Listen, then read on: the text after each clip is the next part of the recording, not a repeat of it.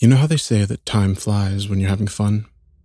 Well, that also applies when you think you're about to be smoked.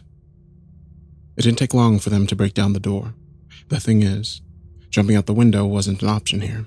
I tried opening a vent in the washroom, but they were already inside the apartment. I remember seeing Kane fish a pistol out of the kitchen cabinet before getting bodied by some behemoth of a man. This all happened in what felt like seconds.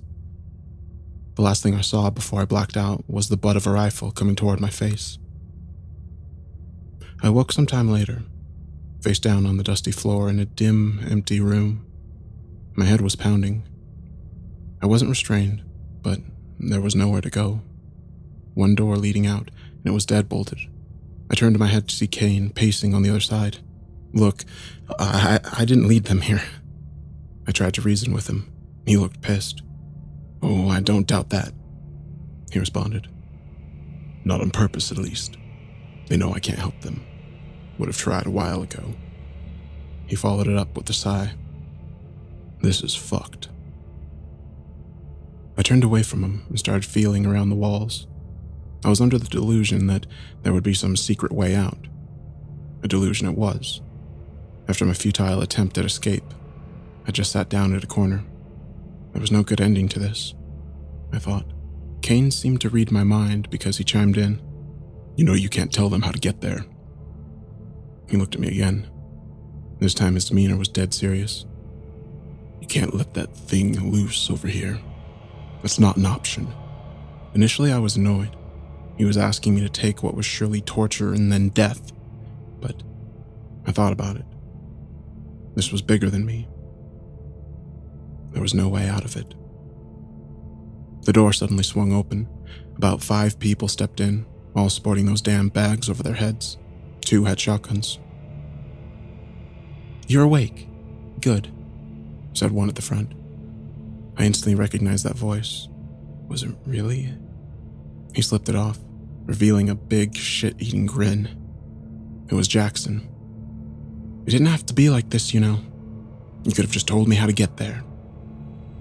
I thought back to the conversation we had in the diner.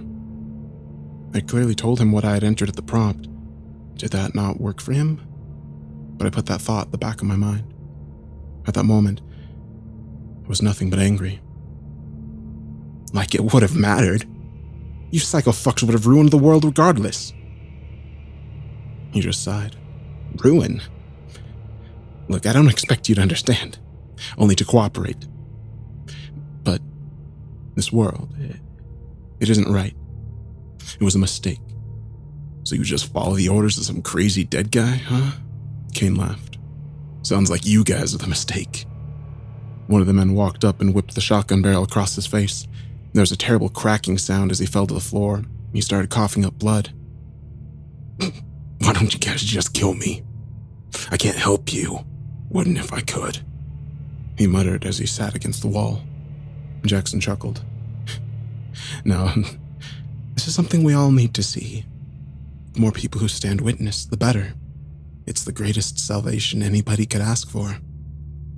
He was just bloviating nonsense at this point. I didn't feel like arguing, however. There was no changing his mind. I had questions, though. How'd you find me? It didn't make any sense. He walked over to me and reached behind my ear. I felt a sharp pain at the back of my neck as he pulled out what looked like a tiny computer chip. Oh. So that's what that was. I just let out an exasperated sigh. Funny enough, this wasn't our doing, he said as he flicked it away. What the hell are you talking about? I spat at him, but then I thought about it. When those guys were shooting at me in the locker room, I swear I felt something hit my neck, but in the moment, you just don't care. Jackson smiled as he saw the horror on my face. We can thank those guys for that. It's just a shame they won't be here to see it. Everybody always resists. Only the lucky ones truly get it. I recalled Ben's message. A lot of groups are after this, but we're only afraid of one. Who were they?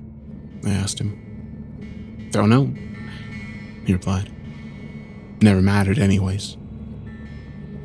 I was reliving the whole journey in my head at this point, thinking about where I messed up. How'd you get to the terminal? You needed a key card. Jackson pulled one out of his pocket. Oh yeah, I forgot. They killed everybody who had one. I was beyond frustrated at this point. Not even just at him, at this whole damn situation. This thing you want to send over here, do you even know what it is? He paused for a second. A look of pure contemplation was plastered across his face. I'll tell you what Blake told me. It's not for us to know. We don't belong here, and every second we remain, the universe deteriorates. We need to correct this. It's funny. These guys actually thought they were after something good. Blind faith, I retorted. You guys are pathetic. Jackson scrunched his nose at this. His expression contorted into one of pure rage. That's enough. He gestured to the two men standing beside him. They started dragging me out of the room. As we left, I could hear Kane screaming at me, screaming that I couldn't give in. I tried wrestling the shotgun away, but it was a pathetic attempt. There was nothing I could do. They tossed me into another room. This time, it was larger. I guess the rest of the cult was also in there, because about 15 people stood, lining the perimeter of the room, all those bags over their heads. There was also a computer set up in the middle, wires running everywhere. They forced me into a chair in front of it and strapped my legs down. Go ahead. Jackson's voice echoed from behind me. Everybody's waiting. I refused at first. I really did, but I guess that's what they were expecting. First came the waterboarding. I don't know if you've experienced it, but it definitely wasn't pleasant. However, it also wasn't enough. What came next almost was, however. One of the men took out a butterfly knife and started slicing my pinky toes off, slowly.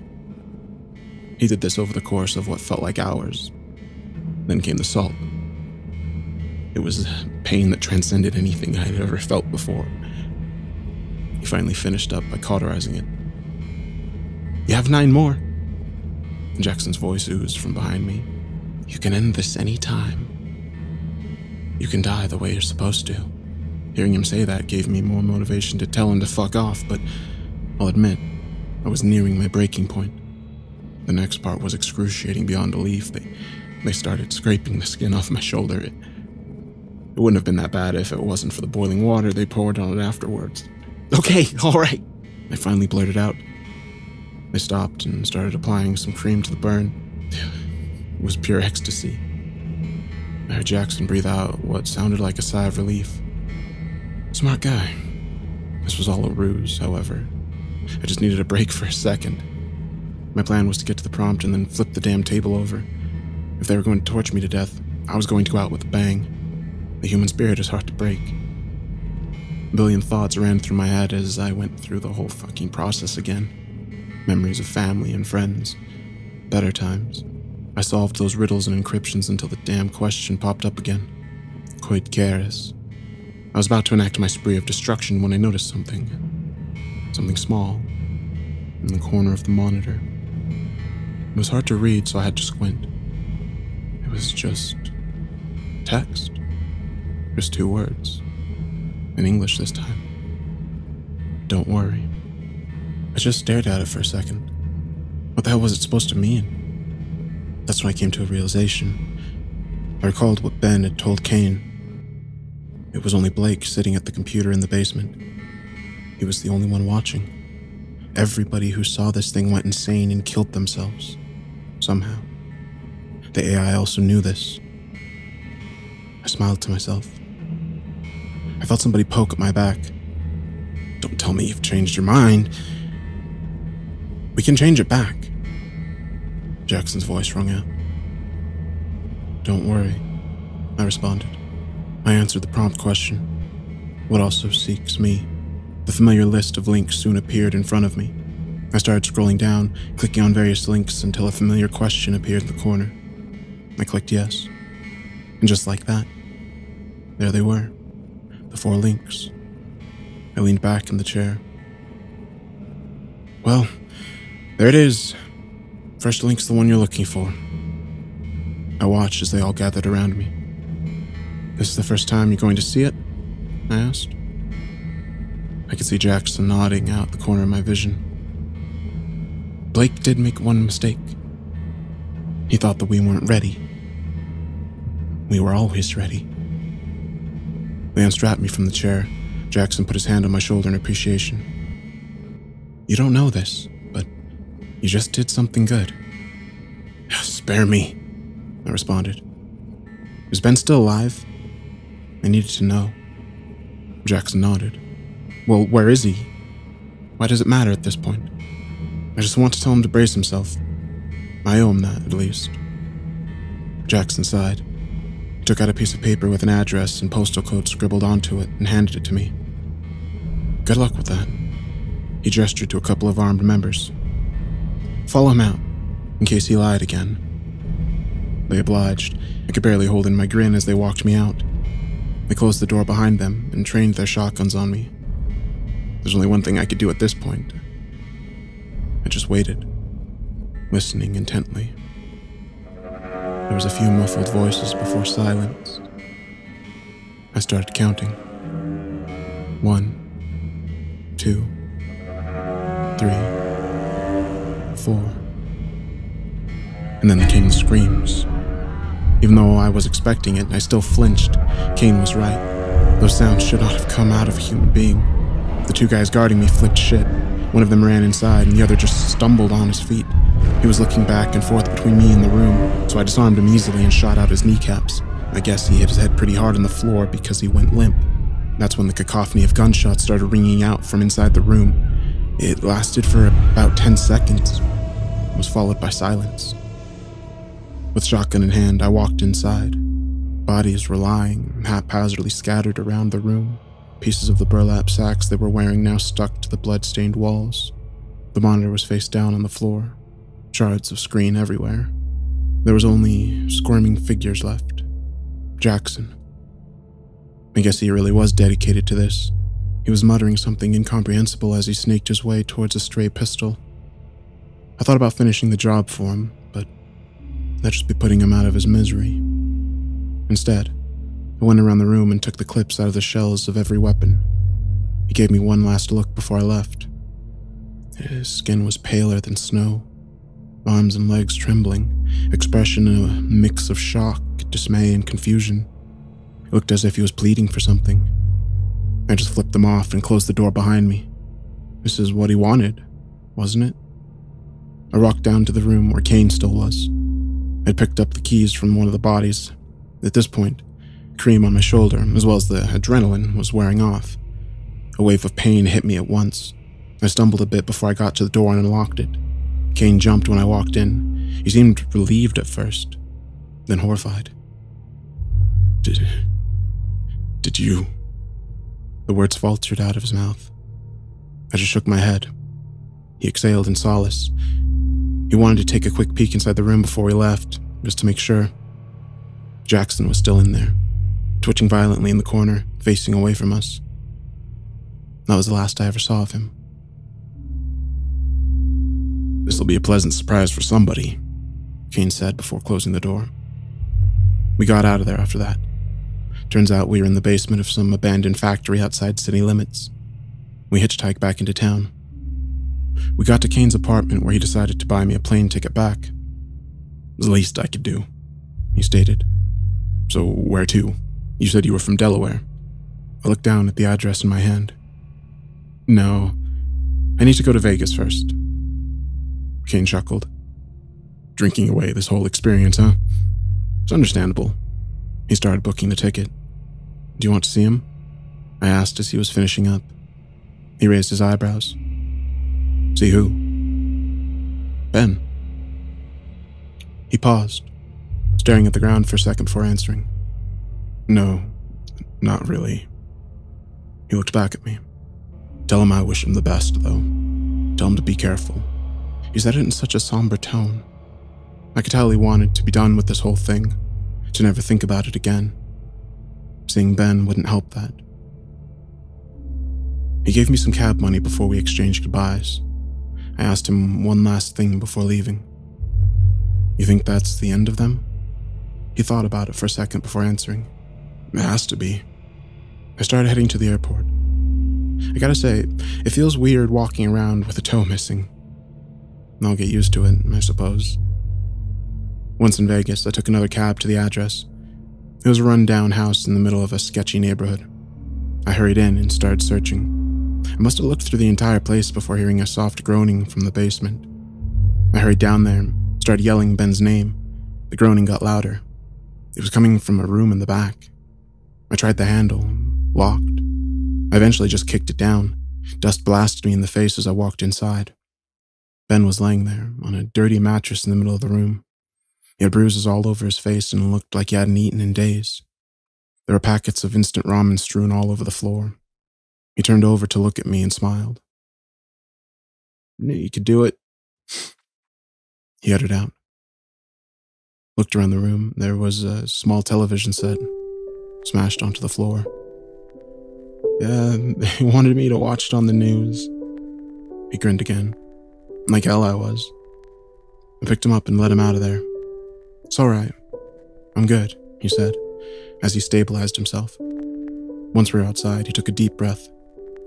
God, I don't even want to think about what I caught in that dusty-ass room. I laughed.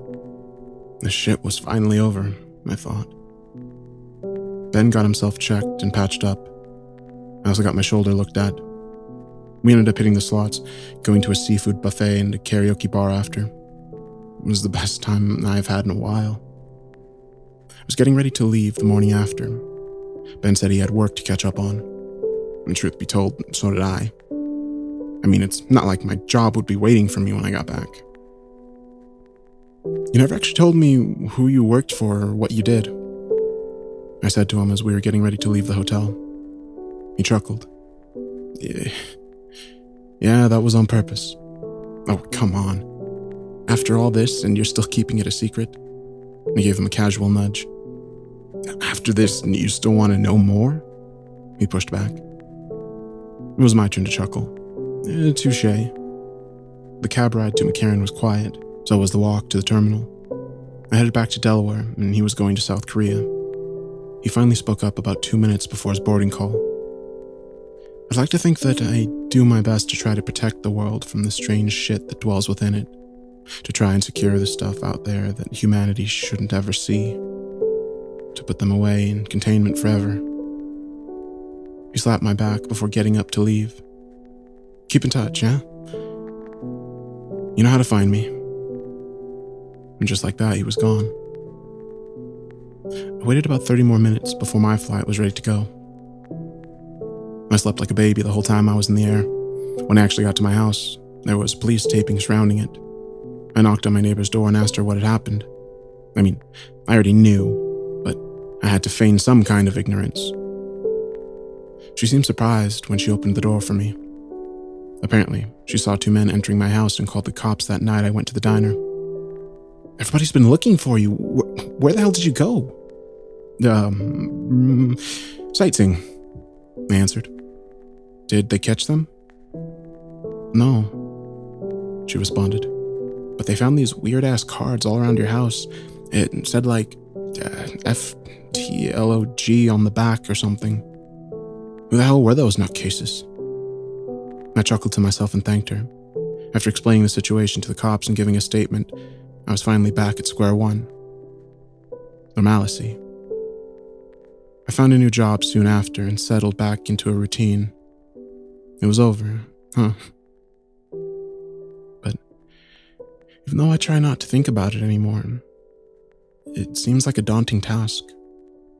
Sometimes I lie in bed just staring at the ceiling, trying to picture what I saw in my head. I still had too many questions. There were 3 other links, weren't there? What the hell were those? I tried to tell myself that I didn't care, but that was a lie. I think about what Kane said to me on a daily basis. You and Blake are the exceptions. Maybe it means something. Maybe it did mean something. I feel that sight calling to me constantly. I know that sounds strange, but I can sense it. Those links are just waiting to be seen by somebody. By me. The AI still tries to communicate as well. I've been getting small messages on the corner of my screen, even when I browse the surface web now. Are you satisfied? Is what they say. It's a good question. Was I?